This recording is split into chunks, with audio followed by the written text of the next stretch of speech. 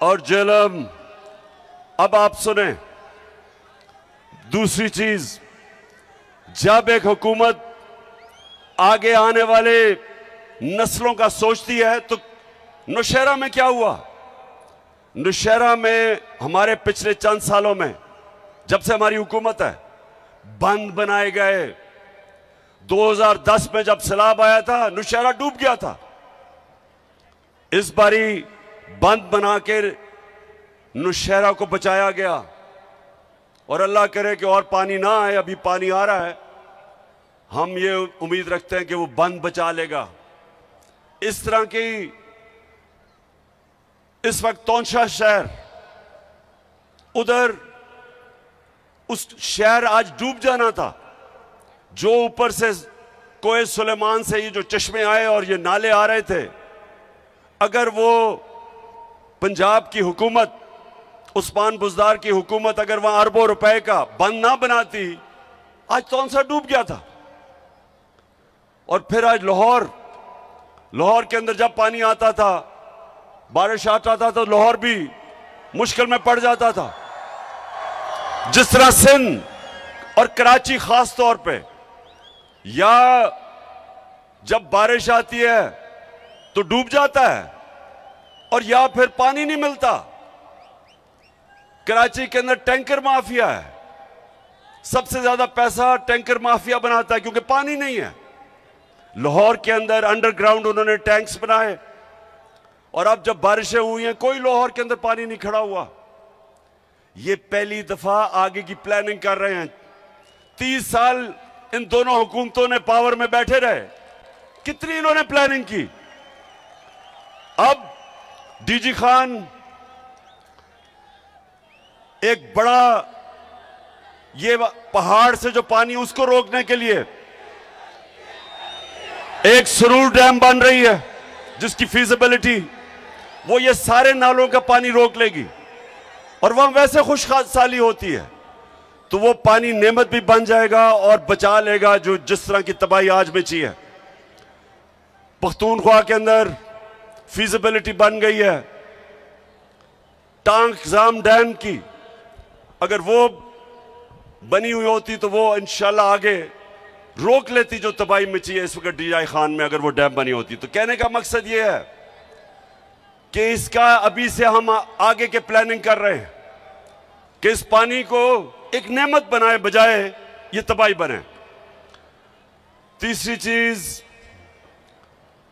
جہلم ایک بڑی اخباروں کے اندر کیمپین چل رہی ہے، فرینڈلی میڈیا، لفافے والے صحافی،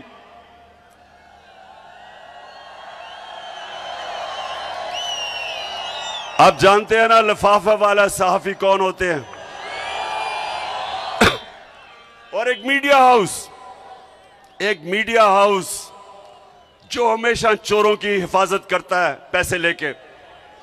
آپ جانتے ہیں وہ کون ہیں۔ تو یہ کیمپین کیا کر رہے ہیں؟ یہ کہہ رہے ہیں جی اس وقت سیاست نہیں کرنی چاہیے، جلسے نہیں کرنے چاہیے۔ کان کھول کے سن لو لفافوں، ضمیر فروش صحافیوں سن لو، میں سیاست نہیں کر رہا، میں حقیقی آزادی کی جنگ لڑ رہا ہوں۔ میں ان چوروں جنہوں نے 30 سال سے اس ملک کو لوٹا ہے، میں ان کے خلاف حقیقی آزادی کی جنگ لڑ رہا ہوں۔ میں اس ملک میں قانون کی بالادستی کی جنگ لڑ رہا ہوں۔ میں اس ملک کو وہ ملک جس کا نظریہ اسلامی فلاحی ریاست، ہمارے جو فاؤنڈنگ فادرز تھے انہوں نے فیصلہ کیا تھا کہ پاکستان وہ بننا ہے جو کہ اسلام کا جو سب سے پہلے ریاست بنی تھی، مدینہ کی ریاست کے اصولوں پہ کھڑا ہوگا۔ اور وہ ریاست نے انسانوں کو آزاد کیا تھا، انسانوں کو حقیقی طور پہ آزاد کیا تھا۔ انصاف دیکھے، قانون کی بالادستی قائم کر کے، قانون کی حکمرانی قائم کر کے، طاقت کی حکمرانی ختم کر کے انہوں نے معاشرے میں انصاف پیدا کر کے لوگوں کو آزاد کیا تھا۔ یہ وہ جدوجہد ہے میرے پاکستانیوں، یہ وہ جدوجہد ہے۔ یہ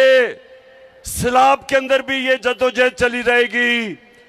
یہ جنگوں کے اندر بھی جدوجہد رہے گی، یہ کبھی نہیں رکنے لگی جب تک ہمیں حقیقی طور پہ آزادی نہیں ملے گی۔ اور یہ جو بلکہ یہ پی ڈی ایم، یہ چوروں کا جو یہ ٹولہ ملک پہ مسلط ہوا ہے، آپ بھی کان کھول کے سن لو، یہ آپ کا پروپیگنڈا کہ جی جلسے کر رہا ہے، پالیٹکس کر رہا ہے، کان کھول کے سن لو، یہ میری حقیقی آزادی کی جنگ تب تک نہیں رکے گی جب تک میں اس ملک کو تمہارے جیسے چوروں سے آزاد نہیں کرتا۔ آج کل ہمیں کہا جا رہا ہے کہ جی اوہو سیلاب آ گیا، فکر نہ کرو، سیلاب میں انشاءاللہ عمران خان اور اس کی ٹیم اور اس کی حکومتیں وہ کام کریں گی جو تم ساری زندگی لگے رہو نہیں کر سکتے۔ تمہارے لیے تو کوئی پیسے دینے کے لیے تیار نہیں ہے، کیونکہ تمہارا تو چوری کر کے سارا پیسہ باہر پڑا ہے۔ وہ جو بگوڑا لنڈن میں بیٹھا ہوا ہے، کدھر سے پیسہ آیا اس کے اور اس کے بیٹوں کو کہ اربوں روپے کی پراپرٹیز میں رہتا ہے، اور وہ ہمیں درس دے رہا ہے کہ سیاست نہیں کرنی چاہیے۔ تم بھی سن لو، نواز شریف مفرور اور مجرم، غور سے سن لو، اور یہاں شہباز شریف تم بھی سن لو، اور فضل الرحمان ڈیزل تم بھی سن لو، اور آصف زرداری جس کو پیسے کی بیماری ہے، جو پیسہ دیکھ کے، آصف زرداری جب پیسہ دیکھتا ہے اس کی مونچھیں اونچی نیچی ہونی شروع ہو جاتی ہے۔ سب سن لو، یہ ہماری تمہارے خلاف جدوجہد ہر موسم میں چلے گی۔ گرم ترین جب پاکستان، یاد رکھیں اپریل کے مہینے میں ایک ایسا ہفتہ تھا کہ دنیا میں سب سے گرم ملک پاکستان تھا، سب سے زیادہ گرمی پاکستان میں تھی، تب بھی میں سڑکوں پہ تھا، تب بھی میں تمہارے خلاف جلسے کر رہا تھا، گرمی ہو یا بارش ہو، پچھلے دن بارش ہو رہی تھی تب بھی جلسے کر رہا تھا، اور جب تک میں انشاءاللہ اپنے ملک کو آزاد نہیں کروں گا، میں سڑکوں پہ ہوں گا، میں اپنے لوگوں کو بھی بچاؤں گا، جدوجہد کروں گا، سیلاب میں جو متاثرین ہیں ان کے لیے بھی کروں گا، اور انشاءاللہ پرسوں میں آپ کو اپنے پاکستانیوں سے پیسہ اکٹھا کر کے دکھاؤں گا، اکٹھا کرتا رہوں گا، مدد کروں گا اپنے لوگوں کی، لیکن تمہیں نہیں چھوڑنا، کیونکہ ہمارا ملک جب سے یہ دو خاندان آئے ہیں ڈاکوؤں کے، آپ کو پتا ہونا چاہیے کہ ان کے آنے سے پہلے سارے بر صغیر میں پاکستان سب سے آگے تھا، ہمارے اکنامک انڈیکیٹرز سارے بر صغیر سے سب سے آگے تھے، سارے بر صغیر میں ہم سب سے آگے تھے۔ ہندوستان سے جب میچ کھیل کے میں پاکستان آتا تھا، اور اللہ کا شکر ہے وہ ہمیں جتا کے لے کے آتا تھا پاکستان ہندوستان سے، تو جب میں واپس آتا تھا تو مجھے احساس ہوتا تھا کہ غریب ترین ملک سے میں امیر ملک میں آ گیا ہوں، پاکستان آگے تھا ان سب سے۔